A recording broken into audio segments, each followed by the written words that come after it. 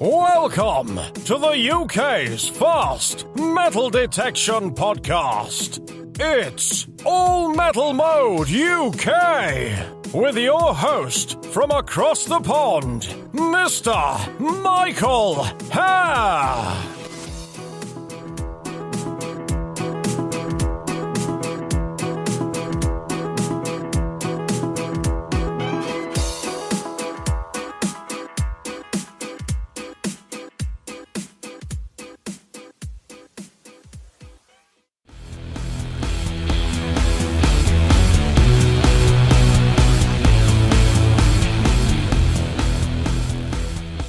Nocta Macro Detectors is the fastest growing manufacturer in the industry, and for good reason.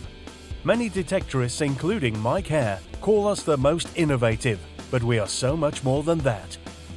We listen to and care about our customers. We also offer a wide range of detectors to fit all of your needs. Come check out all of our products today at www.noctadetectors.com. Detectors for everyone, everywhere. A lifetime.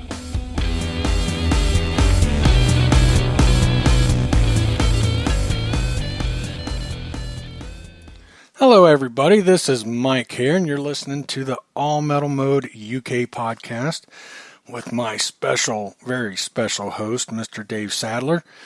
Before we get started, I have to apologize for the last few weeks. Last week we had some technical difficulties, and then the week before that with Mr. Mark Ollie, I lost internet connection.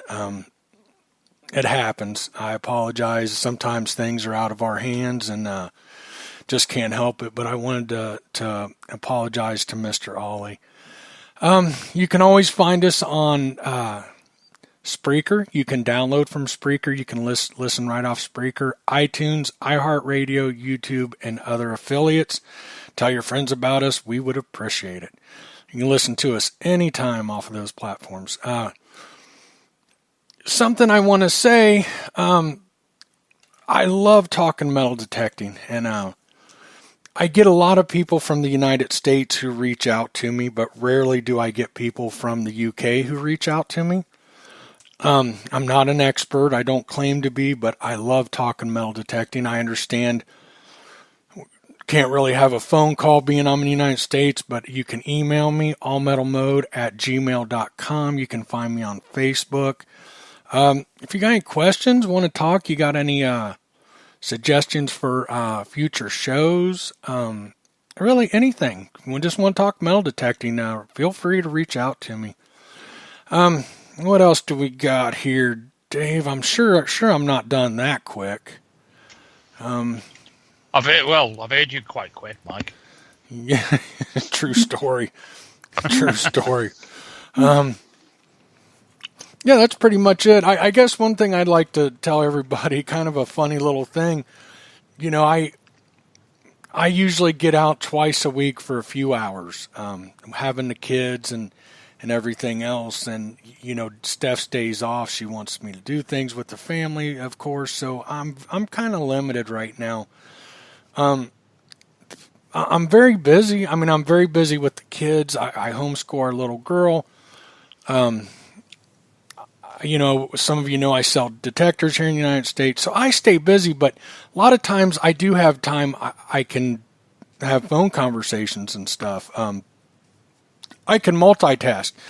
I have a good friend here in the United States who even bought a special phone holder for his cell phone.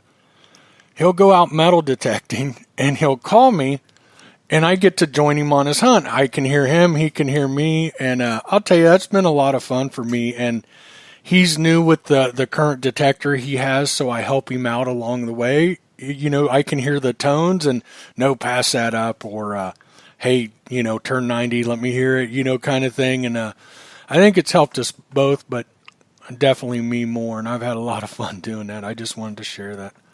How you doing, Dave? I've been better, Michael. I've been better. I had surgery 2 days ago, so I'm not 100% with it at the moment. Yeah, I heard about that. What's up with that? I had to have a little operation to turn me into a Jewish child.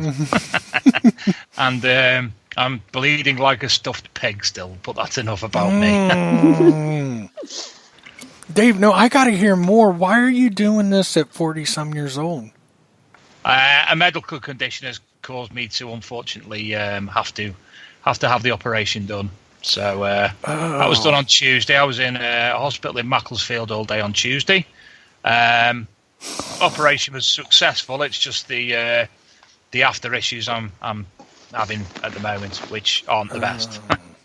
I don't want to get off the subject here real far or anything, but, through our research, we decided not to get Randy circumcised. And, the doctor even agreed with us and told us why, but why people do circumcision. So we decided against us. And some people, even in my family, are against, can't believe we didn't get him circumcised. But, so yeah, I'll be curious how that works out for him later in life, because I'll tell you what, I sure wouldn't want to do it at your age. Oh, mate, I'd heard it wasn't the best of things to do as an adult, but oof. Right? Yeah, like when I seen your post, I'm just like, oh Lord, just a thought in my head for a second just made me cringe and hurt. How horrible! But I hope it heals good, and so do I. Because at the moment, it's not doing its best. I'm sorry. I think you're 3 years older than me, aren't you? Come on, Mike. You look at least 10 years older. No, I'm 44. No. Thank you. Oh, I thought you were older than me. Oh, I do. Absolutely. Yeah, I look like an old man with this beard, but I'm not judging. I just thought you were a couple years older than me, but at least you've gone 44 years and now it's going to look different. It's like an improvement, at least it's going to be, look different when you look at it, right? That's got to be good. Can I just throw something out there, Mike? Yeah. Probably lost about 35 listeners up to now. Right. Mm-hmm. What are these guys talking about? I'm unable to do much at the moment. I'll be off work for a couple of weeks, which is nice. But I'm spending most of the time laying on the settee, semi-naked, letting the wind get to it when there's no children and such like around. So, and there'll be lots of pictures, I'm sure, occurring here and there of sausages in blankets and whatnot tonight. Right. Oh, rough. Okay, time for a subject change. That's enough about that. I can go on now, and we can do the parish notes. So first of all, this week, just as a reminder to people, this weekend sees the first Spring Detectable, organised by LP and by the Metal Detectives Group. This is down in Oxfordshire, and obviously we would be there, myself and Luke. Unfortunately, Luke's got work commitments, and myself having surgery doesn't allow me to do anything. I can't even drive for a few days, so unfortunately I can't attend.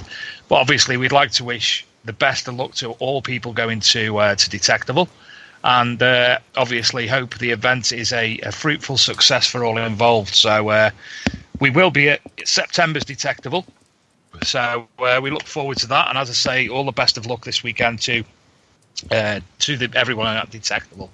Second this week, there was an announcement a few days ago that the air metal detector was being released. So basically, there's a Kickstarter campaign which has started up for the air detector. We discussed this a while back on the show. We also, in short, discussed it with the person who owns the company, I think. Bear with me on that. I'll tell you that exactly. Wrong page. Exactly the role in the company. Alexei Samkov, who's the project leader of the air metal detector. So we spoke to him a little bit. Obviously, he doesn't speak the greatest of English, as we found there. But I was able to play with the prototype, which is very nice. And basically, it's a light blue machine which you pop your own mobile phone in, open an app which comes with the detector, obviously, the links to the app, etc. And basically your mobile phone becomes the user box for the piece of equipment. So it's a nice piece of technology. Obviously, we do wish, again, air detectors the best of luck with that, as we wish every company the best of luck with all their new products. So we're looking forward to see the reviews on the piece of kit in the future, and hopefully be able to get somebody on who speaks. If Alexi's okay coming on, obviously his English is a bit not as good as many, but if there is somebody within the company who's able to come on and discuss the air detector in the future, that'd be great. Finally, we've got a show in the UK that's about its third episode this week called River Hunters. Now, River Hunters is Aquachigger, the well-known YouTuber, who I think, don't quote me because I've not seen many of his videos. He dives in rivers and the sea in America, and basically looks for archaeological finds, treasure, etc. in the waters. And this program, he's come over to the UK working with a second person, plus archaeologists, diving well-known sites in the UK, which they've got permission to do so. Last night's was actually outside on the banks of the Newark Castle in Nottinghamshire, which there's a well-known coin called the Newark Siege coin. Now, the Newark Siege coin, again, please don't quote me because I might be wrong. It was made as a coin for while they were in the Civil War. They needed the money, so they set up their own mint basically and produced these coins. Now, one of our listeners, Scotty B from the North of Time Metal Detecting Group on Facebook, actually found one of these, and we've got his article, which I've republished today on the back of the program for last night to let people know a little bit more about siege money, but also to see the find that Scotty had. So, another great find there. But obviously, if anybody is wanting to have a look at that, I will post the link into the chat room, and people can go and have a look at Scotty's find of a Newark coin. But I just thought it was interesting because last night's show, they were talking about the Newark Siege coin. So that's all from me for this week regarding the parish updates, Michael. So shall we introduce our guest for the evening? Absolutely. So tonight, ladies and gentlemen, we have a very special guest, Mr. Martin Bass from Seascope. For those listening in the US, Mike will be discussing this a little bit more on one of the shows in the coming weeks. But I think most people in the UK would have heard of Seascope. As Martin knows, I've got a great affinity with the company. So welcome to the show, Martin. Thank you, gents. Well, hello there. Thanks for the invite, and looking forward to having a chat with you tonight. Marvellous. Now, I've just got to warn you that when you start talking technology, yes, I'll probably be over in the corner because I don't do technology. I don't understand it. So Michael did probably going in depth certain aspects with you. I'll be quiet, but I'll still be here. That's absolutely fine, sir. I gotta say, start right off, I just chuckled when you said most people have heard of them, because I think everybody we've had on the show has either had one or has one. And you know, that's my introduction to Seascope. I mean, we've heard it so many times on the show, and it's like, what's a Seascope about? You know, I got to find out about this. And so you guys, I know you guys have been in business a long time. How long have you guys been building detectors? Well, we started back in 1977 in Ashford in Kent, which is in the southeast of England, about an hour from London, if you're on the fast train. Started as a very small industry. The managing director then, as a young lad, worked in a coin shop in Canterbury, which is England's cathedral town. And customers would come in, and one day a chap said, wouldn't it be good if you had a machine that would find the coins for you under the ground? So this guy called Martin went away and had a thought, and he had a very whiz kid, shall we say, of an uncle, and between them they designed the first prototype Seascope using bits of drain pipe, some very crude electronics and some plastic picnic plates, and that's how the Seascope Mark I was formed and started selling in 1977. Oh, nice. Mm-hmm. So you guys have been in it for a second. Yo, just 42 years this summer. Wow. in the same town and virtually the same premises as well. And the guy that started it off, Martin, is still our managing director. Oh, that's so cool. That's neat. How long have you been involved in the company, Martin? Oh, I'm the new boy. I'm the new boy, Dave. It'll be 33 years in June. So I shall be getting my gold watch and my own key to the toilet, hopefully. The executive toilet, I hope. That's funny. So, you guys have, I'm guessing, made a lot of detectors over the years. What's some of the past models that really stick out that, it seems like when a company's been out, when you've been making metal detectors so long, there's some that really stick out that were just really well known. And have you guys ever thought about bringing any of that stuff back?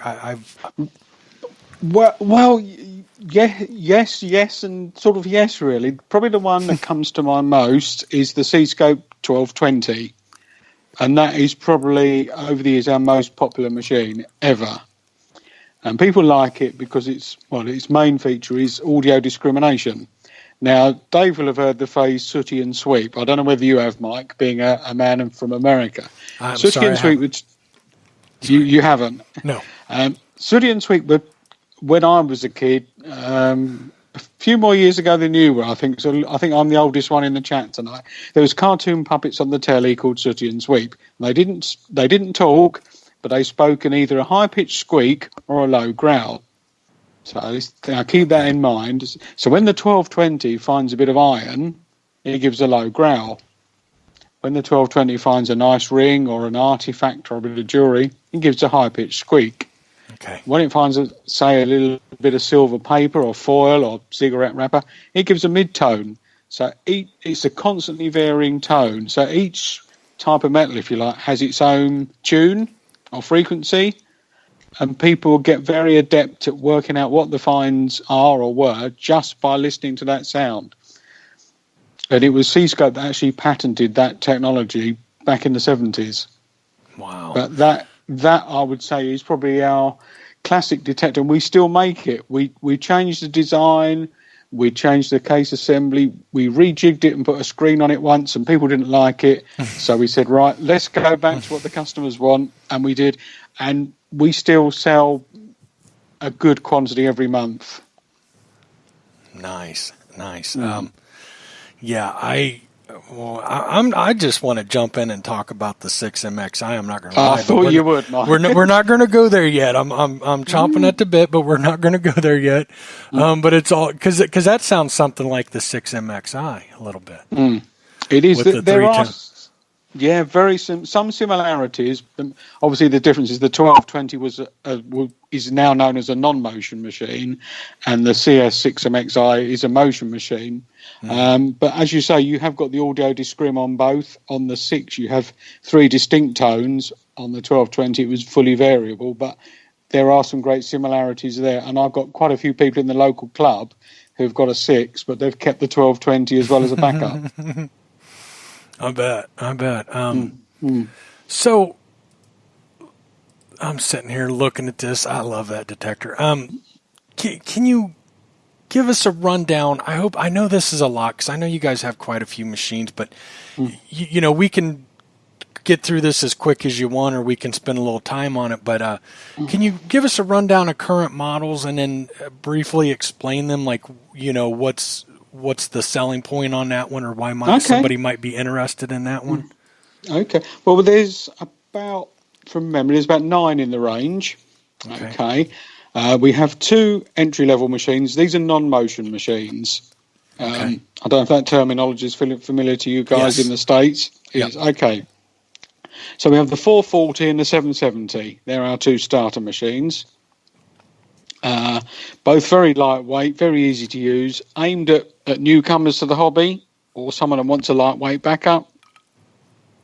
The 440 really is switch on and go. However, it does have variable discrimination, so you can set it to ignore small bits of iron, small bits of silver paper, but still get a good result from a coin, a bit of jewellery or a nice artifact. Every detector we do has a totally submersible search head, or coil as some people call them.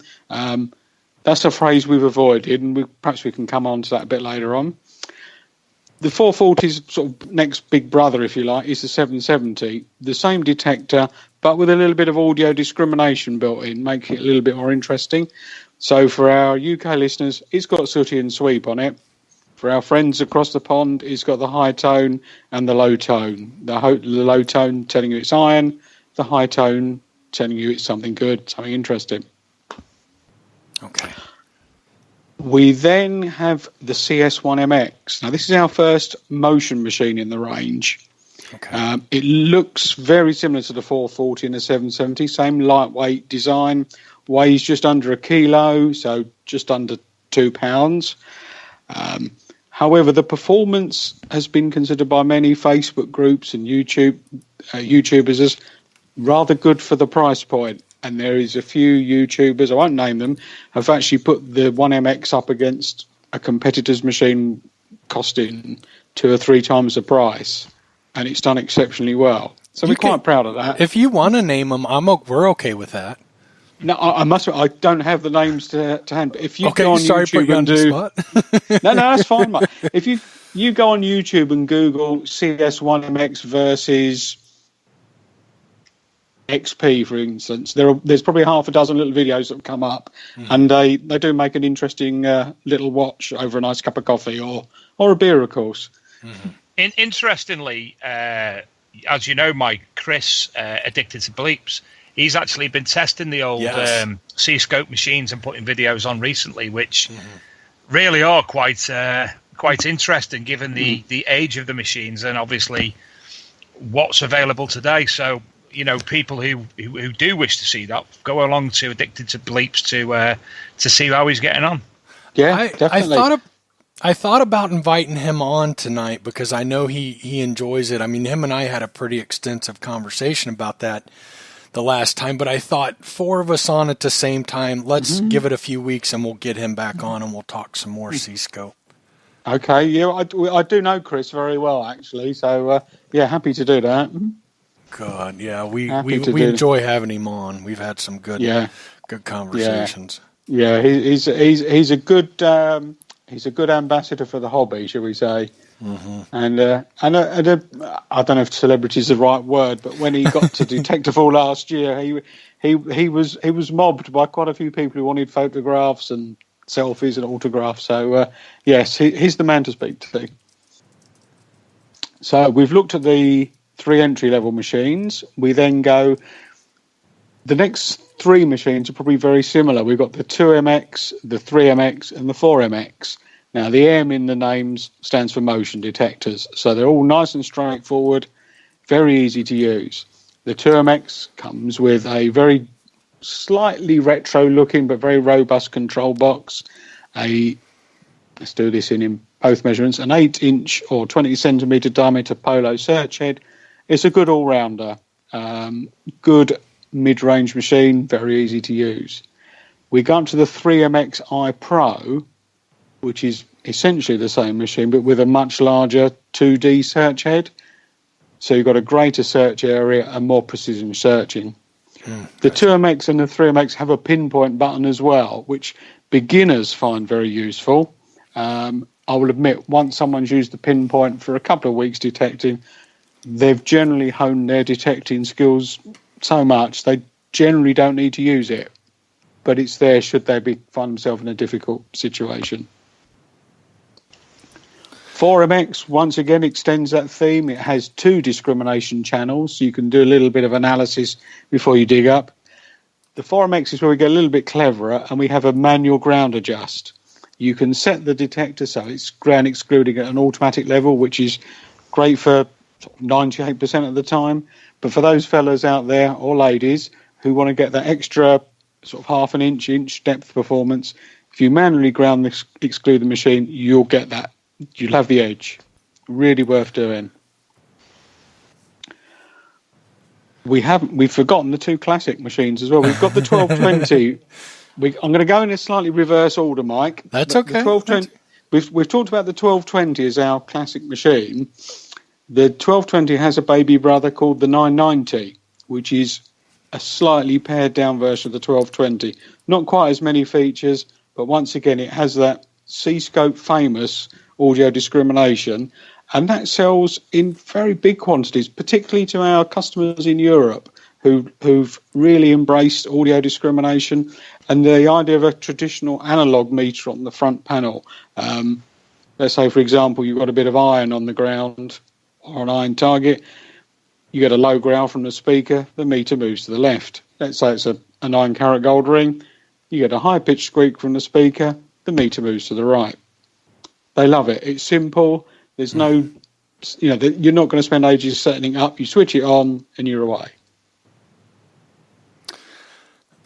I like that. Do you like that? Yeah. I like the simplicity of it all. And we did get, because I'm in the factory in the customer service department with my 2 colleagues. We get customers will come in and want to buy a detector, so we meet them face to face. Oh, that's cool. And it's surprising the amount of people that say, I don't want to be sitting there for ages worrying about menus and options and this, that, and the other. I want to turn it on and go. Mm-hmm. So we run through the 3MX, the 990, the 1220, and that's the deal is generally done. You have a bit of a banter or a bit of barter over the price, but I think what sells the C-scope is the good performance, but combined with the simplicity of operation. Yeah. I will definitely get into that later. I'm like, well, right now I'm looking through. I'm sorry, like if I lag a little bit, I'm going through them as I'm on the website and looking, and that 1220 XD is very interesting. I like that simple meter. There's really something to be said about simple, and I'm really looking forward to getting into that a little bit later. But did we run through all of them? I don't think we hit the beach detectors, did we? No, we didn't. That was my next one. So we jumped about a bit, but that's nice to do. We have the beach detector, the CS4PI. Now, this uses a different technology to, say, the 6MX and the 1220. It's a pulse induction machine. Now, don't worry too much about the technology. Just sort of understand that it will work really well on wet sand on the beach. If we go back to our wonderful school days all those years ago and some of the experience we did in science, we learned then that salt water was slightly conductive. Now, if we now think of the beach when the tide's just gone out, wet sand to a detector is highly conductive. So if you go along with your 6MX or your 3MX with the sensitivity cranked right up, you're just going to get a lot of chatter and interference. If you go back to the same site with the 4PI, it cuts through the sand like a hot knife through butter. You can pull up single coins at 30 centimetres, 12 inches down with the greatest of ease. What I would say, though, is being a PI or pulse induction, there's no discrimination on it. So you will dig everything. Mm-hmm. But as the salt water, as you know, is highly corrosive, any iron rusts away very quickly. So most of the time, you're going to be finding interesting bits and pieces. Mm-hmm. Right. You about have to have a PI detector on salt water and salt water. Oh, definitely. Yeah. Definitely, Mike. Yeah. Definitely. I mean, people do use... I mean, I've used the 6 down on the beach with the water around my ankles, and I found a tracer bullet at 6 inches down, 15 centimetres. But the detector was chattering a bit, but the signal came through clear. But if I'd had a PI, it'd just been a straight beep, beep, beep as I swept left to right. I'm sorry. We've got a question. I'm trying to stay up with everything here before we get too far. Aaron from South Coast Detecting wants to know what it was like working with Bill Wyman on the signature detector. That was it was almost surreal. What happened was some years ago, where are we, 2000? It's probably about 15 years ago now. It was known within the UK hobby that Bill Wyman was a metal detectorist as well as being a former member of the Rolling Stones and a musician in his own right. We knew he used C-scopes, but we weren't allowed to publicise that, which is fair enough. But one day his agent contacted us and said, look, I want a detector for a younger member in my family. At the entry level, there's a lot of lot of cheap detectors imported from the Far East, which just aren't good enough. Would you guys fancy doing a joint venture with me? I'll put my name to it and specify it, and you make it. So he came to the factory a couple of times, sat down with us all, and the Bill Wyman signature machine or detector was born, and it's sold well ever since. Wow, fantastic! Yeah, that's neat. I'm sorry, I kind of jumped in and paused the show. Fine. Another question we had, and I definitely don't see one. I've been through the website a bunch, but it'll lead to my next question. You guys do not make a pinpointer, correct? We don't, Mike, no. I could be slightly controversial here and say you don't really need one because the detector's response is very quick. However, it's a useful bit of kit to have. It's something we're looking at. We've got sort of quite a big wish list of things we'd like to do. Right. And I should say at this point, we don't just do metal detectors. 30 years ago now, we diversified a little bit, and we also make pipe and cable location equipment for the civil engineering and construction industry. Okay. And that has sort of taken off big time. So that's probably about 60% of what we do now. So sometimes our wish list gets put onto industrial range products or switched over to leisure range products. A pinpointer is on our wish list. We'd like to do it. Keep badgering me, and I will pass it on to the boys upstairs. Yeah, I'm with you. You don't need a pinpointer. They are nice to have. I went a lot of years without one. There wasn't anything on the market that was worth using, at least here in the United States. And then some good ones came along, and they do. It does help you with the recovery.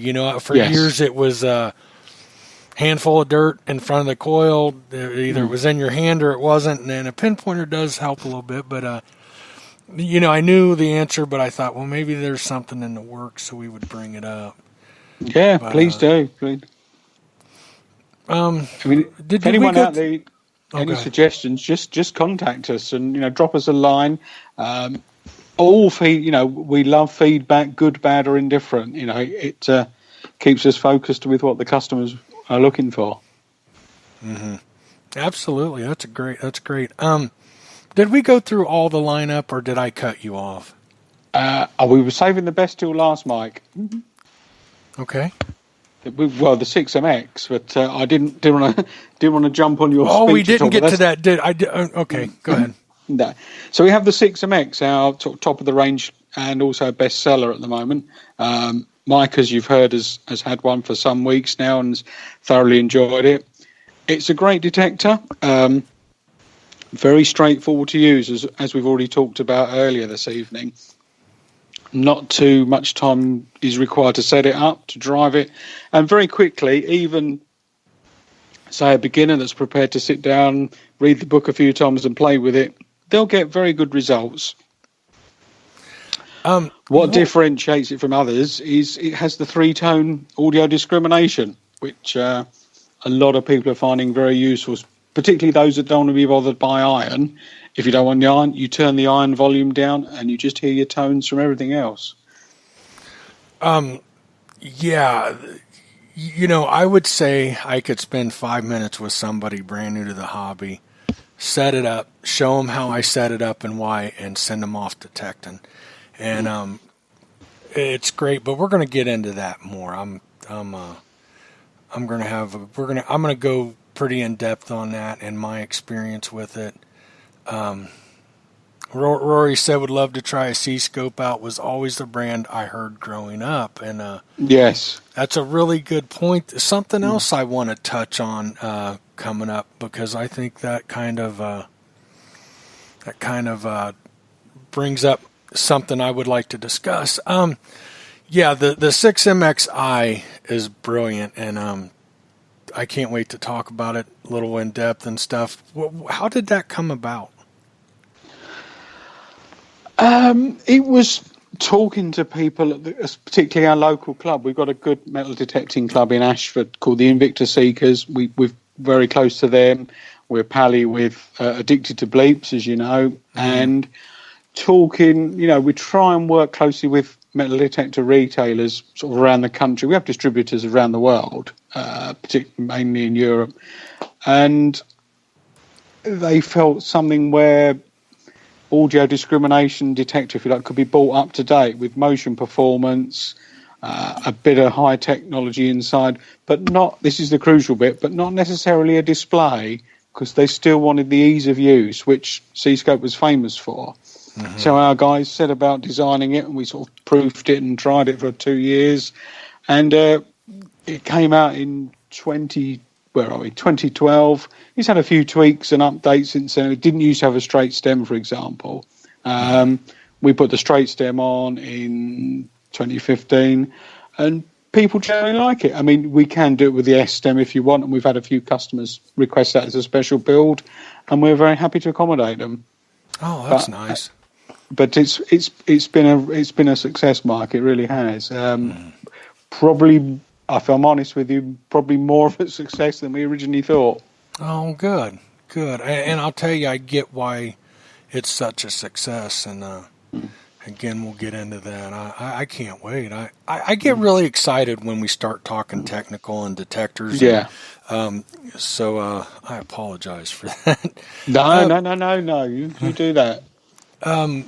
So here's something, probably one of my biggest questions for you that I'm really excited about to kind of understand. For me, I don't get real technical. I can't talk about the components and what makes it work and how it works. But in my personal experience, I know the difference between analog and digital detectors and how they work for me. Can you explain the difference between analog and digital? Tell us how and why C-Scope utilizes both.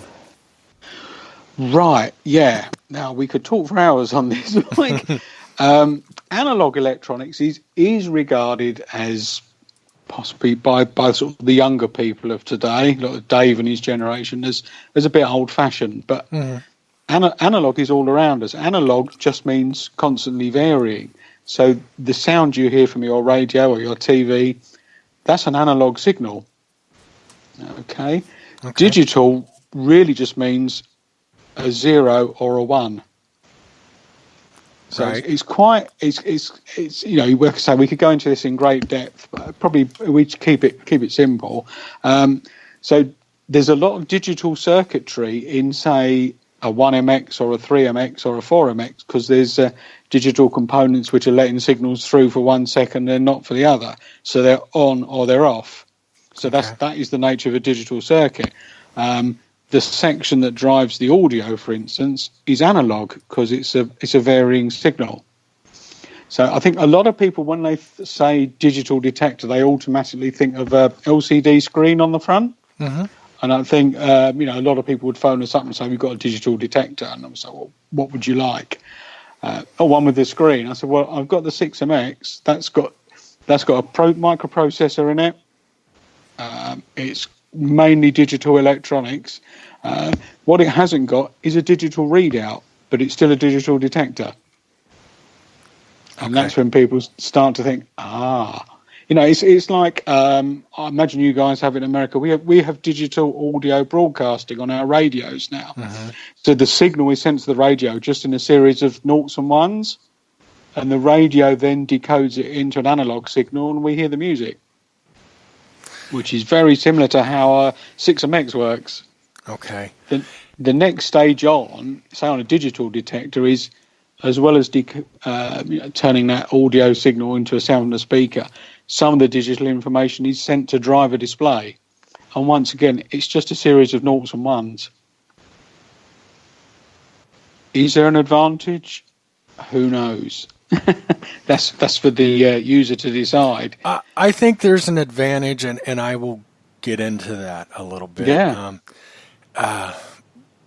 Not yet. When I get into the 6MX, I want to talk about that a little bit, and where I think that comes into handy, or where that comes in handy for sure. So in the end, it's processing the signals analog, correct? Yes. Yeah. Okay. The signal coming off from the circuit is an analog signal. Is an analog signal going into the ground and an analog one coming out of it. It's the electronics that filter it, do the discrimination function, do the audio function, that are a combination of analog and digital electronics. There's a bit of everything. Even if we go back to, let's say, the 1MX, which is a simple but effective motion machine, there's a few little chips in there which are doing sort of digital work, and the majority of it is analog work just to make the speaker sound. Okay, we've got a few questions. I want to hold off on those. I want to talk a little bit about analog versus digital, so everything doesn't pile up, and I'm just the only one talking at the end. So we'll get to the questions here in a second. Here's my experience. I am what you would call a relic hunter here in the United States. It doesn't mean I don't do anything else, but I like relic hunting. And what I find where I relic hunt is heavy, heavy iron. Yeah, yeah. And throughout the years, I've been at this 23 years, or roughly 22 to 24 years. And even back then, we had digital displays, and all that. So it actually took me a lot of years to pick up a detector that didn't have a digital display. To me, they looked primitive. I'd heard of analog, and by then, even then, you thought of that as old technology. And now my saying on that is, just because it's older technology doesn't mean it's obsolete.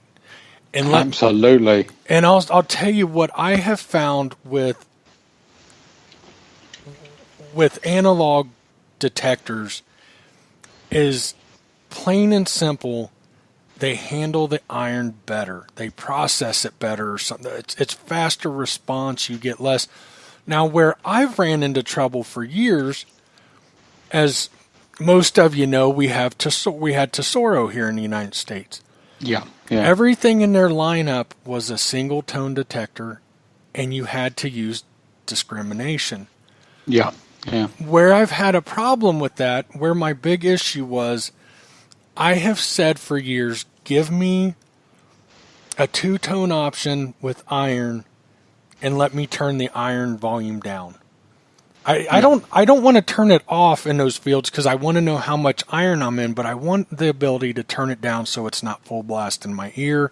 I don't want to run disc because when you run disc, you start getting chirps and clip targets and stuff like that.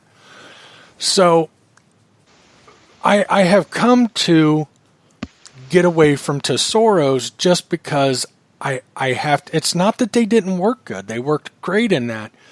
But I have found some digital detectors that I felt worked better with iron volume and everything else. Well, I come across C-Scope, and the 6MXI is even a better idea than what I had thought. It's now three-tone.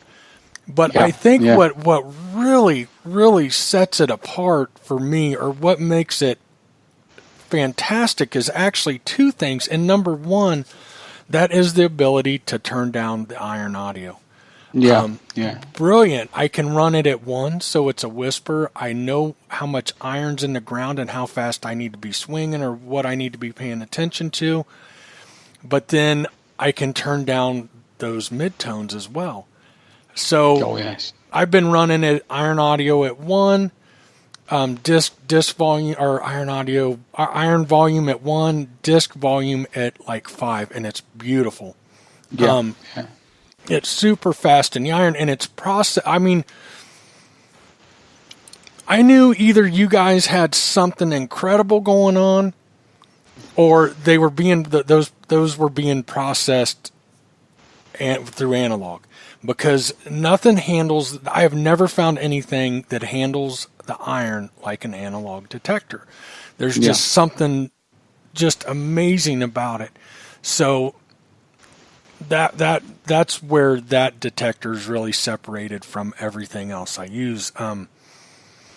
Definitely my heavy iron detector, hands down. just amazing. And then I'll get into the build and stuff later because that plays a big part. It's kind of funny when I seen, a lot of detectors, I think the pinpoint button is most detectors, the pinpoint button is really important to really get a good location. I don't want to be off a couple inches. I want to be able to dig a hole, make sure it's in there. And where the pinpoint button is on the 6MXI, I'm a fat guy, and like holding that detector and trying to use the pinpointer and stuff is tough. I'll be really honest with you. It's tough. Yeah. Now, I will sacrifice where it's at for the layout of the detector because it's a brilliant layout. But what I learned immediately, you don't need the pinpointer. That detector's so fast, it's maybe, I don't even know if it's dynamic, that I can quickly zero in on the target and I don't even use the pinpoint. I think I used it 2 or 3 times, and then I'm just like, I don't even need the pinpoint button. It's right there.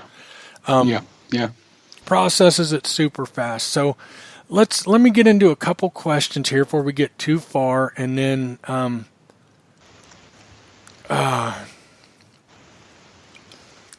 well, we got too far. I got to go up a little bit.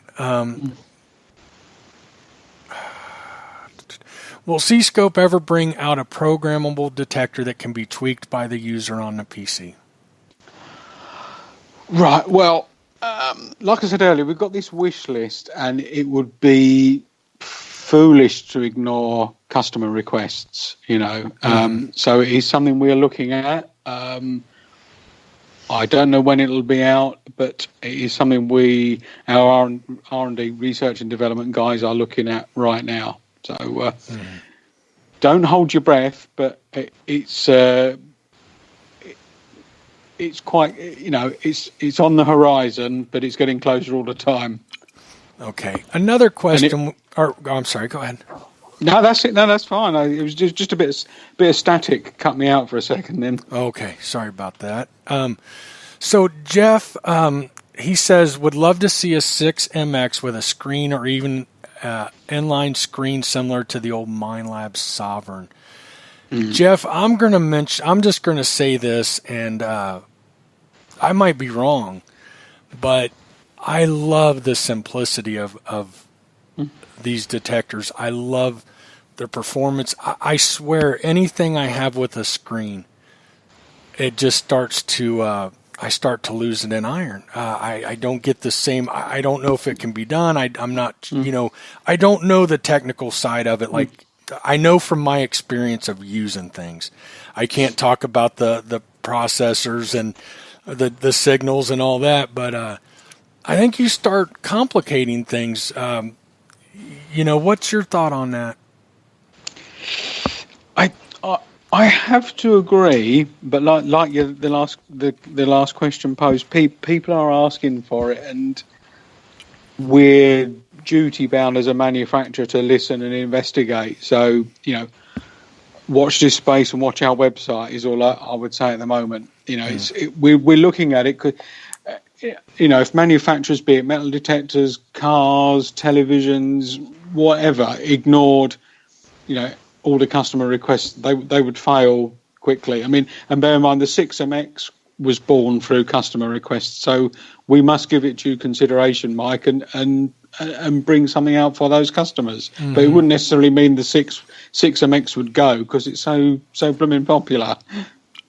Right. I gotta say, if you guys now when you go to a digital display, is that automatic? You're going to a digital signal and how it's processed?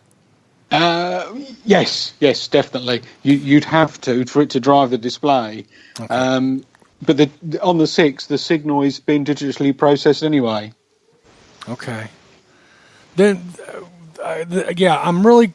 See, I don't know the technical side like that, so I'd love to.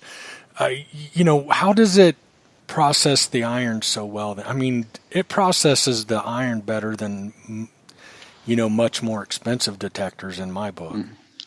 Well, what it is, and I'm boasting slightly, we've got 2 very clever guys wrote the software for the processor, and they spent months and months and months and months on it, Mike, until they got it right. Okay. And they were sort of thanked and patted on the back many times. But yes, it is good, and it's there's people all around the world have given the same message that you've given, Mike. So okay. I will pass it on to them. Yeah, it's really brilliant in the iron, and it's just incredible. I would have thought it was all analog, much like the Tesoros were, from my understanding, are completely analog. Yeah. Because nothing, I've gone out with Tesoros, and I've hurt feelings of guys running much more expensive detectors, even detectors that are known to handle the iron really good. It's practically cost a friendship. I can believe it. Believe it, Mike. And you see it at rallies over here in the UK as well. But you find that in a lot of other hobbies as well, don't you? Right.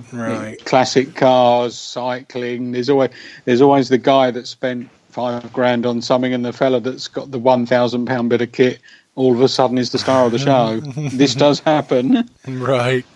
Well, another thing, while we're talking about the signals and all that, one of the things that really impressed me, I don't care what detector you're using, I don't care how much money you spend on it, when you're in iron, heavy iron, every detector will be fooled by some iron.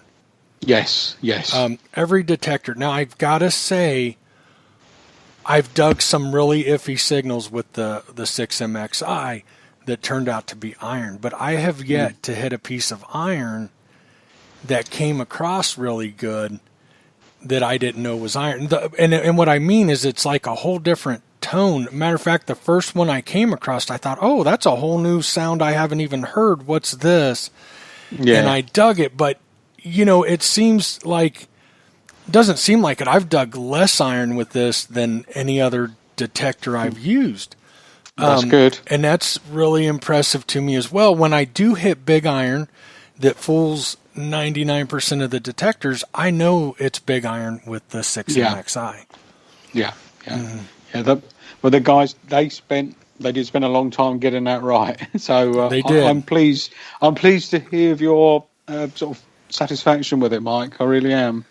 Good. Now, we've kind of ran through quite a bit of this, but I think we'll still go ahead and talk about it. I'm going to ask the question, and we'll get into a conversation about it. I think non-metered detectors, without a digital display, are getting harder to sell to the general detectors, and I think that's because so many, like me, like I said, 20 plus years, and there's been digital displays. Yes. And then, you got people that's been in the hobby a year, 5 years, 10 years, and that's all they've known. And I think, much like I used to, they see this detector without a digital display, and they kind of, it's not even a thought. So why would someone want a non-metered detector? Well, if we just go back a stage, I think you're right. People expect a detector to have a display. I mean, most people have got a smartphone in their pocket. They've got an iPhone or a Samsung, nice display on it. So I think their mindset is to think, well, everything else should have a display, shouldn't it? But then we've always got the people that like to keep it simple.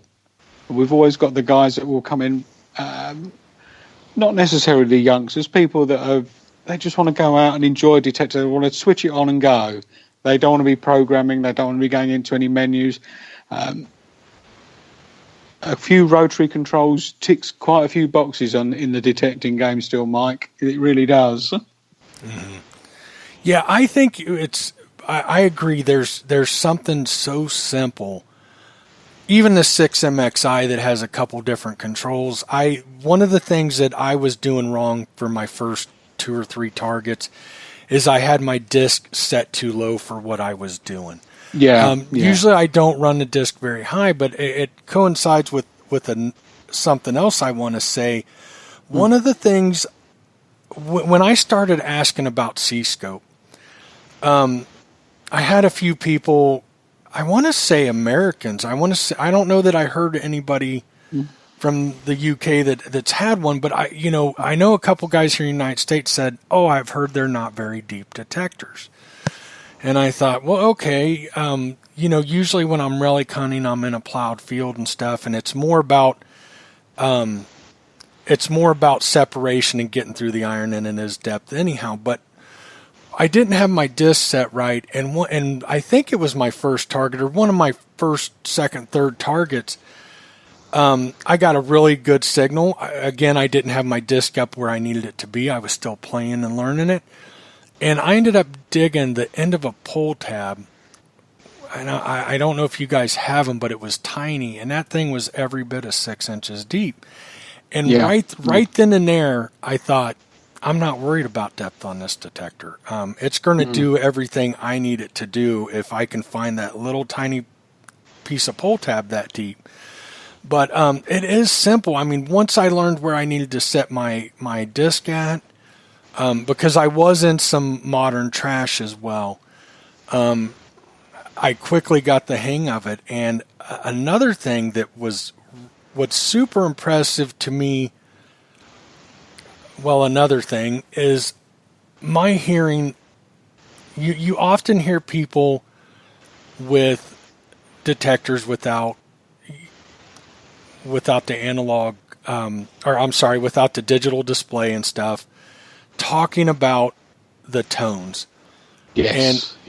And you often get people that even have a single tone detector that they've ran for years, and they can tell the nuances.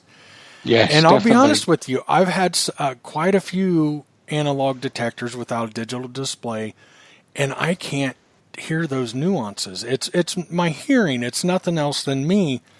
Yeah. And so I've never been one to use that I don't use analog technology in modern trashy sites. Now with the 6MXI, I can hear the nuances. I can tell the difference, but we struggle with bottle caps, steel bottle caps. Yeah.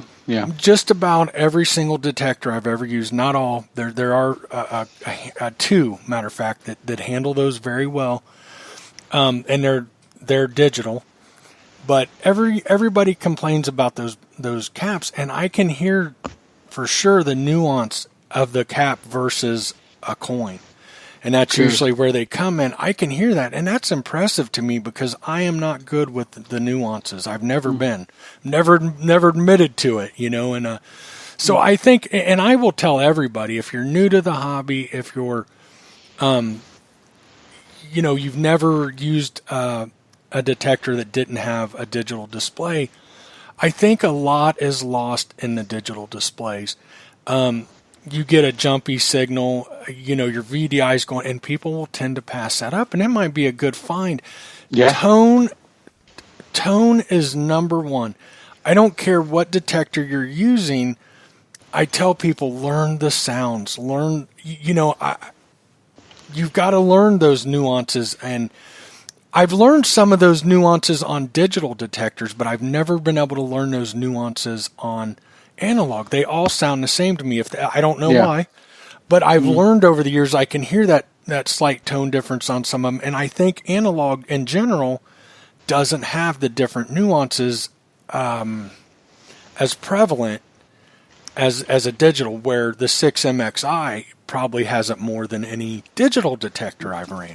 Yeah. So it's beautiful in that way, and so I would say, to somebody new, somebody looking at something like this, especially in the UK where you hunt fields and stuff, and you're looking for old stuff, and I'm sure you don't come across a ton of modern trash, this is absolutely a brilliant detector.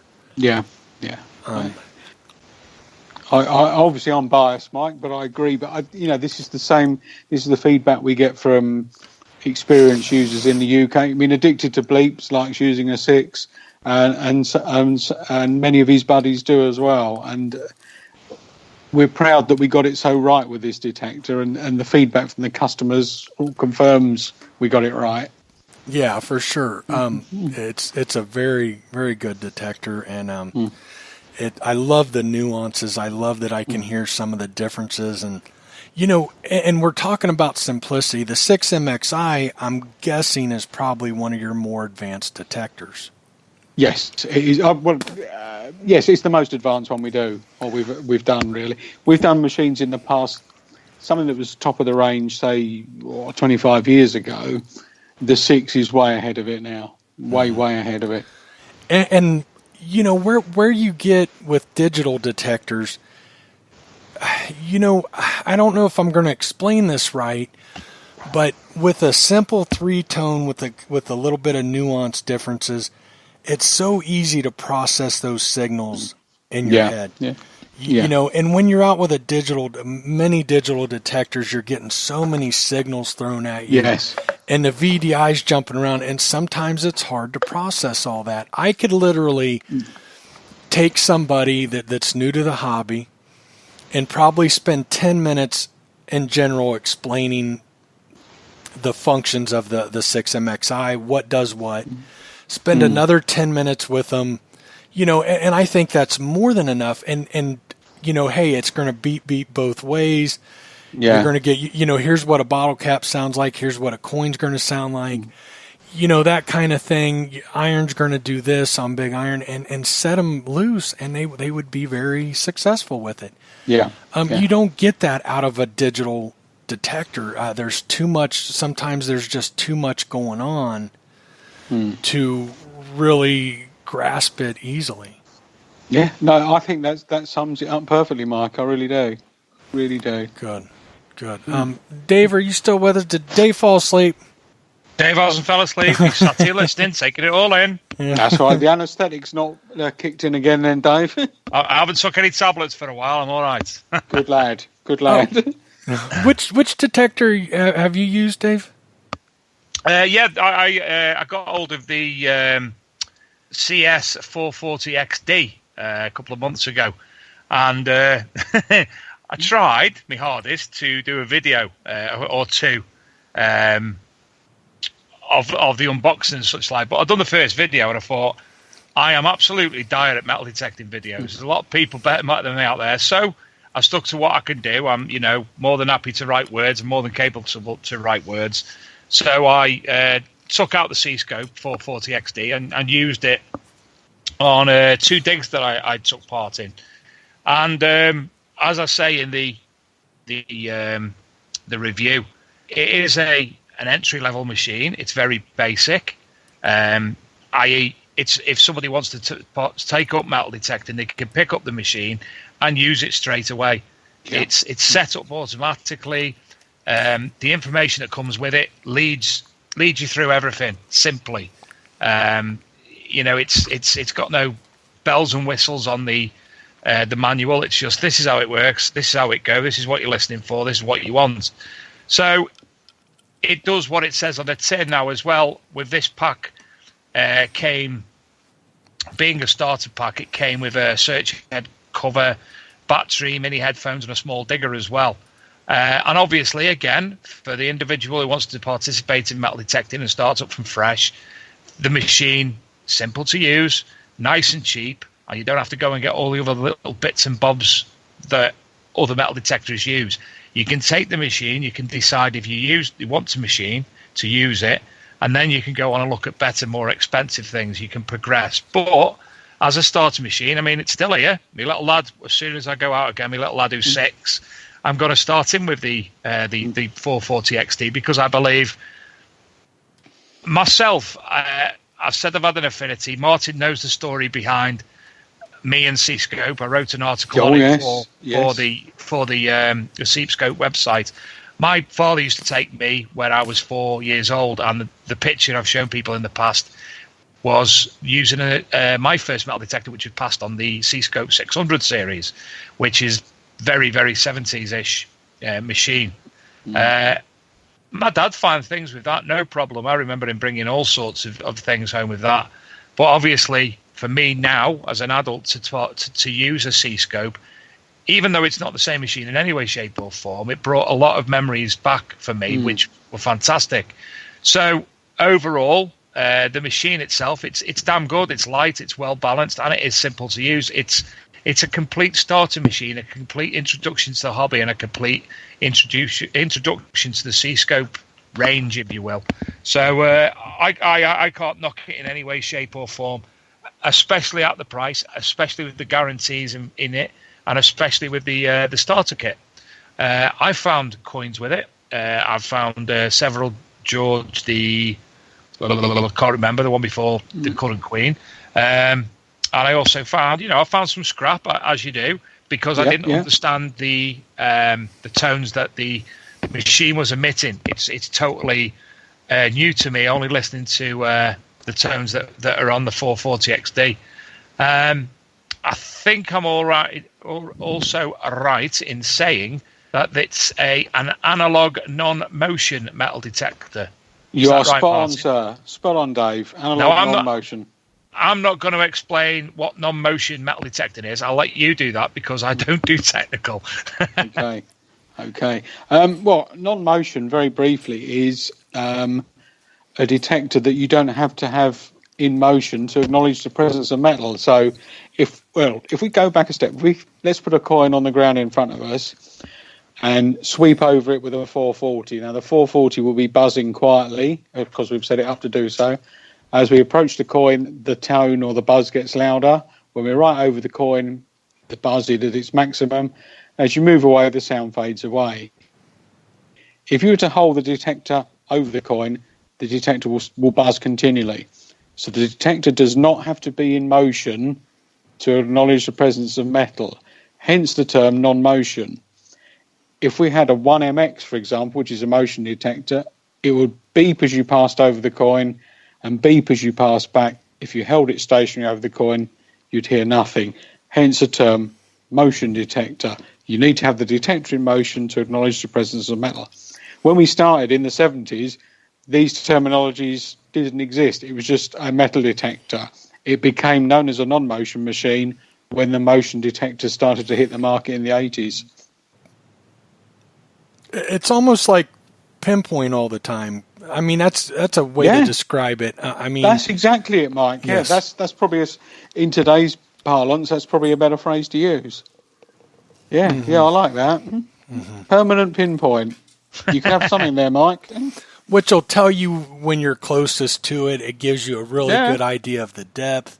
Yeah. Once you learn all that, there's nothing wrong with a non-motion detector. I like that it's 17 kilohertz as well. That's got to be pretty sparky.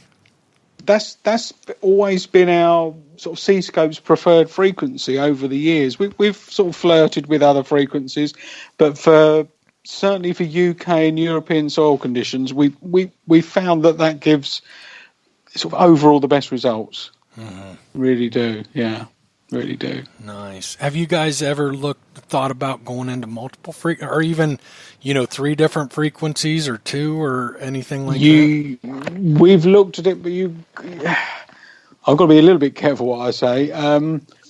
There are other manufacturers that have done this, and they have patents on some of their designs. So you have to be a little bit careful there. You have to be careful. But it's something we've looked at, and then we thought, well, we like 17 kilohertz, and it works well for us.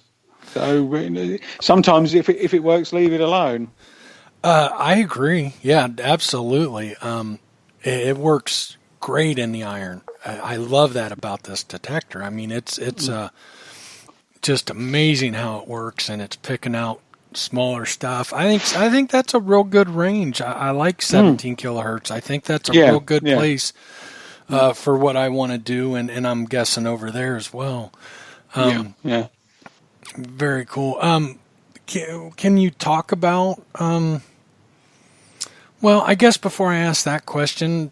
I'm trying to think what else I wanted to say about the 6MXI. The layout, I don't know if I mentioned that. I love the straight shaft design. Matter of fact, I've never been a fan of, just personally, I'm not a fan of the S shaft design. Okay. I feel like my ergonomics are off. The weight gets thrown off sometimes, or it just doesn't quite feel right to me. And the handle is brilliant. I love that you can adjust the handle of where you want it. And I'll tell you, my first time out, I put my arm in the cuff. I put my hand around wrapped it around the handle, and I without looking to be straight or anything like that, just where am I most comfortable? And I tightened it down, which I love the big thumb knobs. It makes it really easy to quickly change on the fly, because I ended up doing that 2 or 3 times until I got it set right. Yeah. And what I found when I was done is I had it cocked a little bit to one side. And so I love that adjustability without trying to worry about it being straight. I just, where is it most comfortable? And then when I finally found that, it's like, oh, this thing's just beautiful design. I love the weight, the balance, all that. And then when I was I didn't even look. I was putting it away in my boot, as you guys call it. Yes. And I'm looking at it, and I'm like, oh, my handle's slightly off to the left. I'm left-handed. Or was it to the right? Let me think. I think it was slightly to the right. I'd have to look because I haven't changed it. And I thought, oh, well, that's interesting. But, I've never had a detector where you can, where you have side-to-side adjustability. And I would bet if most people had the 6MXI and adjust, I bet you where you're most comfortable, I bet you'd find you're not exactly center with the arm cuff. Yeah. And I'm nodding in agreement here, Mike. You can't see me, but yes, I agree totally. Yeah, you're spot on. Again, the pinpointing, I don't even use it. I mean, I think if what's nice about the pinpoint function, well, what I love about it, I don't have to use it. I don't think I've missed a single target. But if you do find yourself, sometimes we get those odd targets or in the center, off center of the hole or something, or you caught the edge of it, you do have the pinpoint function. It's a little rough to use. I've got to literally reach under with my right arm and use it. But luckily it's so precise without it. It's not a big deal. Like I said, I used it a couple times and realized I didn't need it. Like I said, so far, really impressed with the depth. I have not had an issue with the depth. That was a little bit of a concern of mine, but I can tell people, I'm not saying that there's not possibly something deeper out there, but it gets to the depths that I need. And, That's good. That's good. And through the iron as well, which is very important to me. Like I said, I can say right now, it handles iron better than anything I've used. I think it would be a huge, huge hit here in the United States with the relic hunters, with the field hunters and stuff, where we encounter so much iron. The nuances are brilliant. I love the nuances better than any detector I've used. I've got one question for you that I haven't even messed with, and I'm assuming so, just like most detectors. The discrimination. You guys have it's adjustable, but you can also just set it in. I don't think it's the middle. I'm trying to. But you can say, you guys have a, what am I trying to say? It's got I don't have it right here in front of me, like a set ground balance. Yes. You can. There's a variable ground exclude control. You can have it. There's an automatic setting. Leave it on auto, and it's like we talked about earlier. For 95% of the time, that's perfect. It's an average setting that covers most areas. If you want to go a little bit deeper into driving the machine and setting it up, if you manually ground exclude it, you might get that extra half an inch to an inch of performance, which could be the difference between finding something and not finding something. So if you've got the time and you want to do it, go ahead, be our guests and sort of use that extra facility that's there. Yeah, it will make a difference. I have, like I said, I just haven't messed with it yet because I found that but I've wondered if I could, do that and get a little more depth. Is there any way to, I forget I think it's detune it a little bit, correct? And sometimes you can get a little more depth or. Yeah, there's a procedure. Just basically go to a bit of ground where there's no which is metal free. Turn the iron volume up to maximum, switch the ground control out of auto, and it will start to go, excuse my impressions, it will go burp, burp, burp, burp, and slowly increase the ground control till it's quiet again. Then you've ground excluded the detector for that area. Okay. And that's when you get that extra 5%. Okay, good deal. Nice. Yeah, I haven't even, like Worth I said. Worth doing, Mike. Worth doing. Yeah, I will play with that. Again, in manual, or I'm sorry, with it set to auto, I'm finding great depth capabilities and stuff where I just haven't messed with it yet because it's like, I'm getting what I need, but I was wondering if I could get a little more depth. We know this is back to the old C-scope thing of keeping it simple. If you want to just put it in auto and leave it, it'll give you great results. If you want to adjust it a little bit more, you get great results plus a little bit more. Yeah, absolutely. I think I'm down to one question. I'm thinking, I'm sitting here and it's like maybe I should have wrote a little more detail of what I wanted to talk about the 6MXI, but again, I'll just sum it up. It's a brilliant detector. It's simple. It works through iron like I just couldn't believe.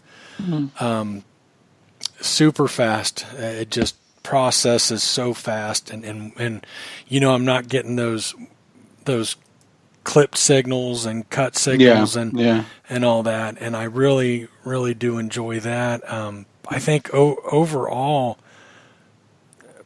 just a perfect design. I love the straight shaft. I love the angle of the handle. I like that the handle's adjustable.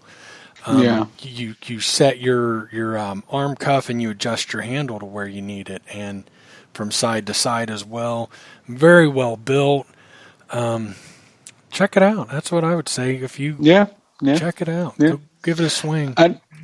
And it's very easy for us to ship directly to customers in the USA now. It's just not a problem. We're doing it all the time.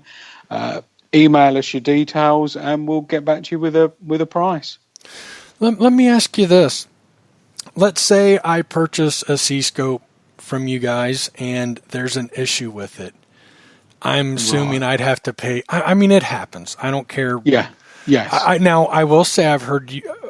One thing I've heard over and over about you guys is the amazing customer service. That has been said over and over. That is one thing I've consistently heard from anybody and everybody. But how does that work? I'm guessing that that shipping cost has to come out of my pocket.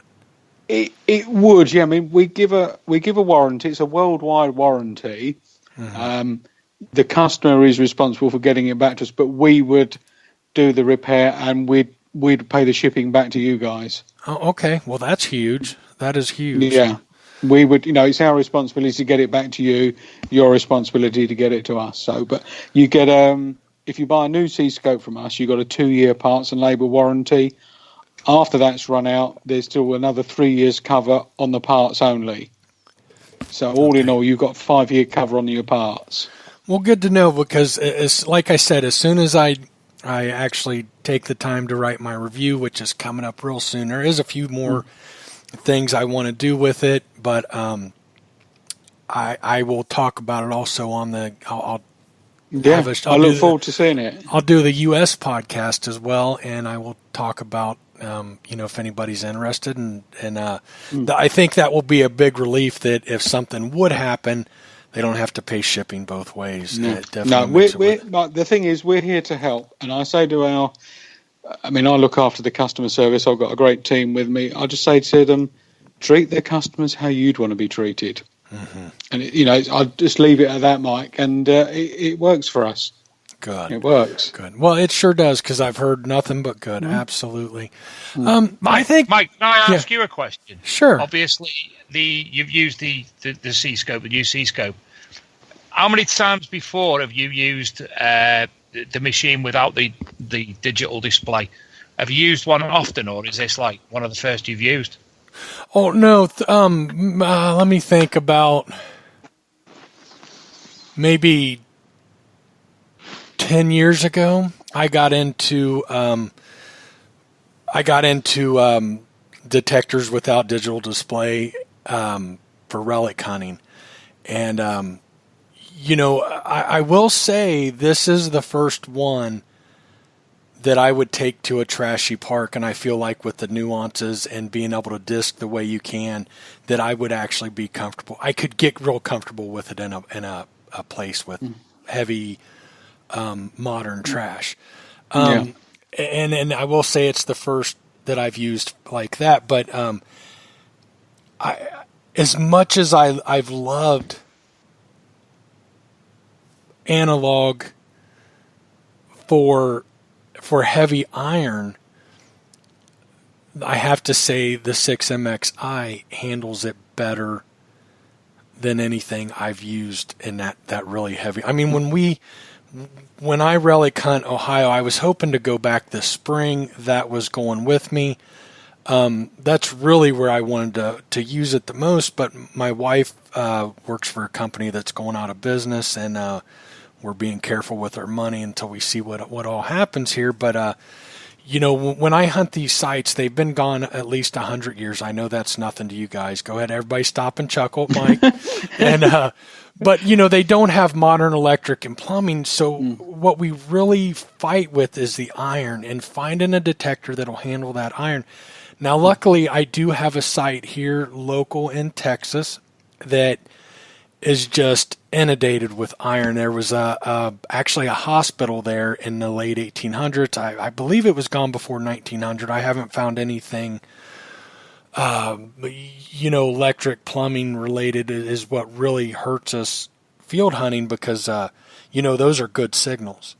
But, because you've got copper and you get tired of digging up all the copper from the electric and plumbing and stuff, where this one doesn't, but it's really inundated with iron, and it's really hard for so that's where I've really tested this detector at.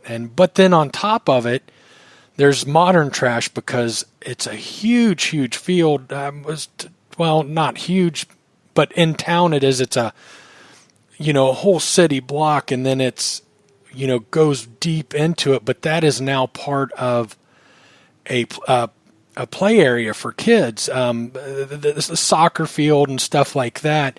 So there's pop tabs and there's modern coins and all that, but it's very heavily iron inundated. So it's really given me an opportunity to put it to its test where I feel like it's most valued, I guess you would say. But and that's actually one of it's not super trashy with modern trash. I mean, there's quite a bit, but there is one of the things I do want to do is I want to go play at a really trashy park with modern trash because I think I can I can really listen to those nuances good and dig through there, especially where I have fought with bottle caps with every other detector I own. Like I said, I can hear the difference through the 6MXI between a bottle cap and my coins, which is really nice. I mean, one of my absolute favorite detectors, I struggle with bottle caps. It's a digital detector, but so where I'm not doing that. It's like, I can hear that little bit of, I'm horrible at explaining sounds, but on the edges of a bottle cap, it sounds, it's not smooth. It's not smooth like a coin. It kind of clunks when you go over it on the edges. Real good enough that I know, okay, this isn't a coin. And so are your you're using this technology as opposed to what you'd normally use? You found it easily enough to switch over from one to another? I don't know that it would be my go-to detector for a site with modern trash. No, I'm not talking about that. I'm talking about the controls. Are the controls easy enough for you to use? Being somebody that generally uses the LCD screen and all the digital nice buttons, as opposed to having to set the machine via the buttons instead. Oh no, I mean, well, there's some detectors I call workhorses, and then there's some that that are, well, okay, let me say this. I hope this is okay. I hope this doesn't offend C-Scope or Martin. I love the Rudis. I love the Amphibio, the multi-cruisers. Some of those detectors are digital. I like that I can change some things up. I love the Rudis, how I can change all the tones and stuff. But then you've got, I mean, and those things are great, but like one of the, the Rudis that I just mentioned, I struggle with bottle caps bad. There's the workhorses. They get it done. And the C-Scope, the 6MXI, and I'm sure the others, they're not fancy. They're not, you can't go in and change everything in the world, but sometimes, for the most part, I don't need that. So I love that simplicity, and it's just a workhorse. It gets the job done. It gets everything I need. It does everything I need it to do. And actually then some, especially when you're talking relic hunting, when you're talking about in that heavy iron. Don't get me wrong, I wouldn't want anything else now but the 3-tone. But I would have been okay with a 2-tone and iron volume, being able to adjust the iron volume. But I'll tell you this. As of right now, hands down, it's my go-to for relics and heavy iron. Sounds good to me, Mike. Sounds good to me. Would I have a problem in a park? I am sure with time I could learn to use it. That's where I think, personally for myself, that's where I like a digital display. When I'm wading through heavy amounts of modern trash, that to me is where a digital display comes in handy. Do I think I could do it with the 6MXI? I don't think it would be a problem at all. I think it would be a little more learning curve to learn those tones and all those nuances. But could it be done? Absolutely. It's very fast. It's a very fast detector. And it's 3-tone. I mean, you look at some of the most well-known detectors, all they are is 3-tone. What you're missing here is the VDI, but what you gain by not having that VDI is you're gaining some real stability in your tones and stuff. You're gaining some really, super fast processor. There's one of the most famous 3-tone detectors. That thing's kind of slow, and it's not real good on mass targets and stuff. Where to put it up against that, give me a little time to learn all the nuances. I feel like I could easily beat that detector even in modern trash. Good. So I hope that's okay. I hope bringing something else in was okay. But that's what I feel about it. I mean, I'm pretty honest. I don't beat around the bush. To be honest with you, Mike, that's a good recommendation. I know we're very, very happy with that, and sort of pleased we've got you sort of talking about the machine and had a chance to sort of go out and drive it and use it and find some interesting bits and pieces. If I was in England, if I was to come over, I would have to say if I was going to go hunt fields, which is what I'd want to do, and I know guys joke about the moo tubes and all that stuff. I mean, I'm not saying it wouldn't be hard because I have some great detectors, but I think I would. I don't think I could leave home without it. That's what I would pick in the fields where there's not modern trash. Okay, that's good.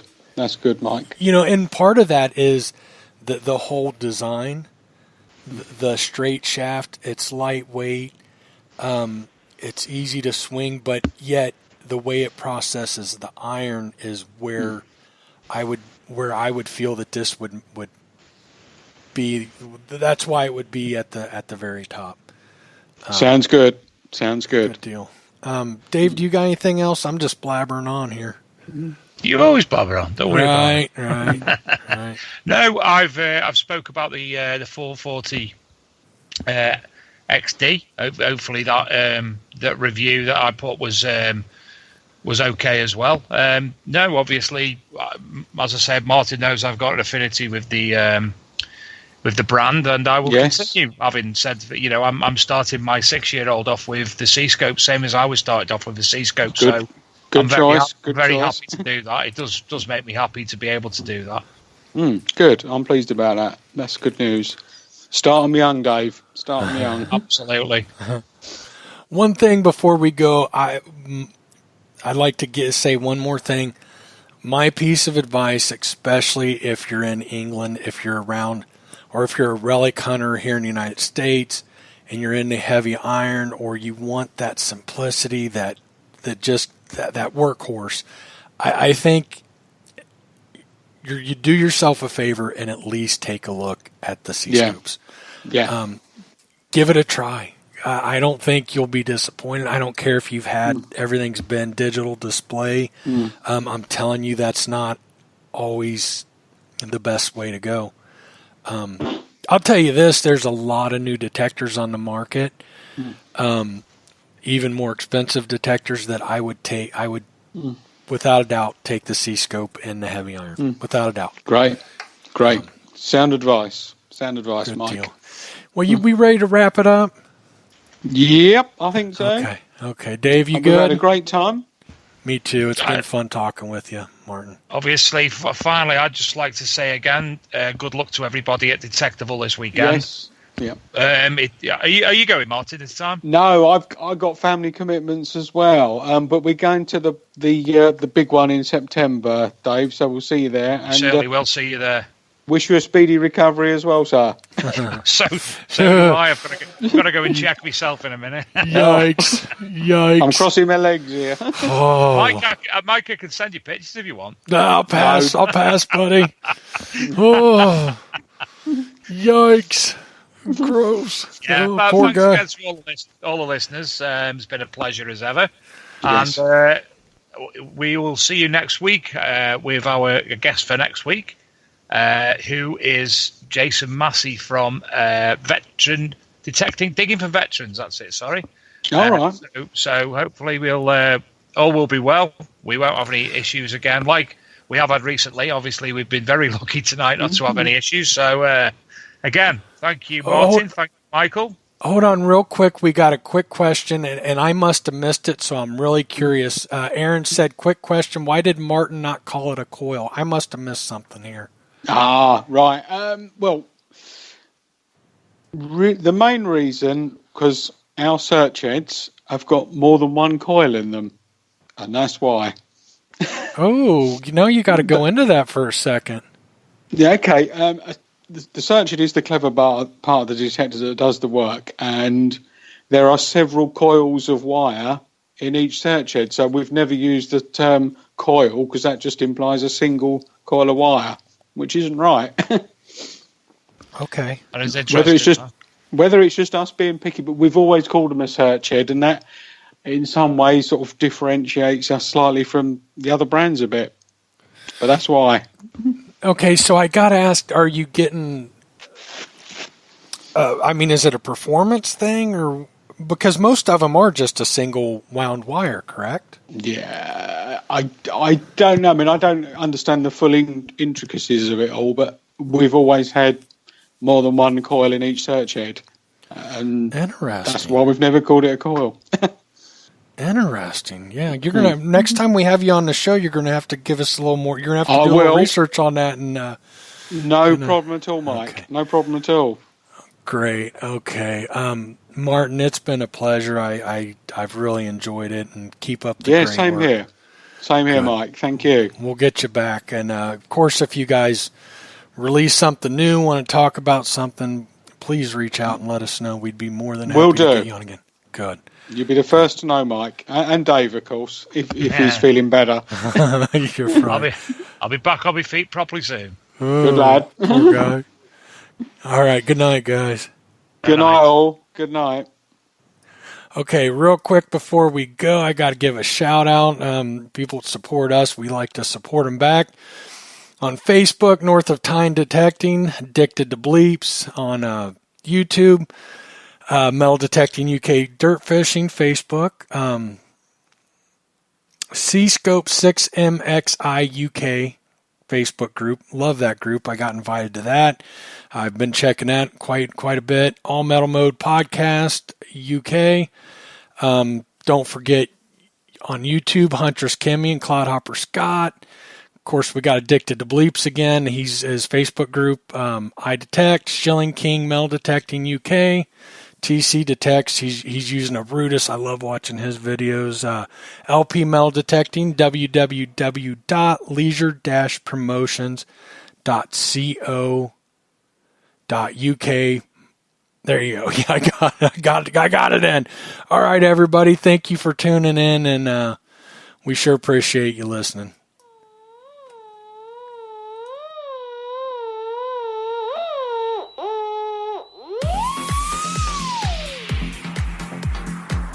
The Archaeology and Metal Detecting magazine acts as a hub for information, offering articles from archaeologists, detectorists and other specialists throughout the genre, featuring many links, event info and news articles associated to archaeology and metal detecting.